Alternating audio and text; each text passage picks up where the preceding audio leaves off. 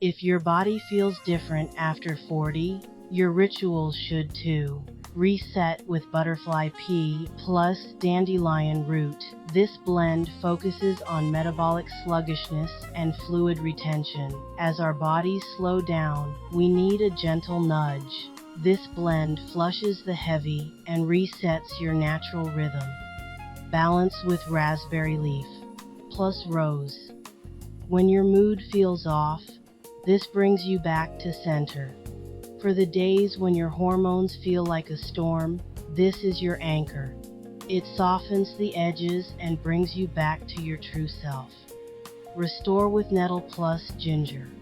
When your body feels depleted, this is where you rebuild, nourishing from the marrow out.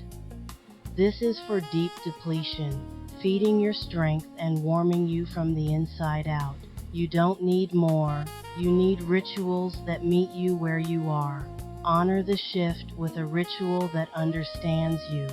Stay rooted, stay radiant. For more ways to nourish your body and embrace the shift, make sure to subscribe.